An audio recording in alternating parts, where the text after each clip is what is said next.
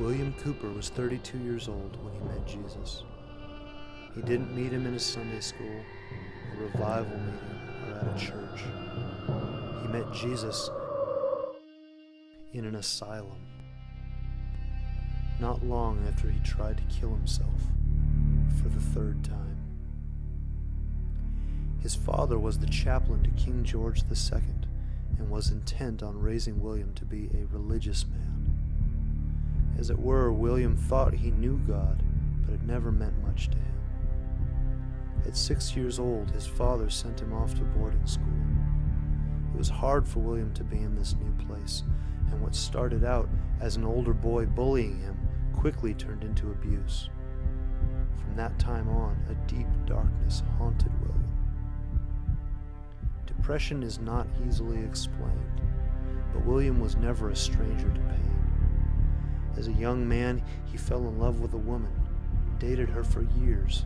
They planned to marry, but in the end, her father forbade the marriage. Cowper found comfort in his poetry and was quite successful. He had everything that the world could offer: a best-selling publication, a book review of his writings by Benjamin Franklin. He was known internationally, but none of this held meaning for him. William's darkness deepened, and he attempted suicide several times. His doctor, Nathaniel Cotton, happened to be a Christian and would share the scriptures with William.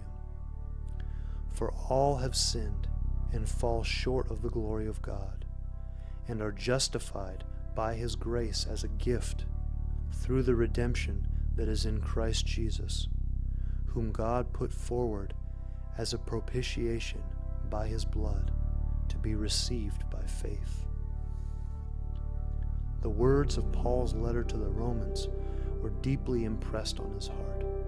Cowper wrote, "Immediately I received the strength to believe it, and the full beams of the Sun of Righteousness shone upon me. I saw the sufficiency of the atonement Jesus had made, my pardon sealed in his blood, and all the fullness and completeness of his justification." Although William met Jesus in the asylum, he never did have what would be considered the perfect Christian life. He continued to struggle with loneliness and depression all the days of his life. But despite the pain, his hope still remained in the gospel. He wrote the following in one of his darkest hours: "The dying thief rejoiced to see that fountain in his day, and there may I, though vile as he, wash all my sins away." Loneliness, loss, and despair were not the final words for Wiliam Cowper.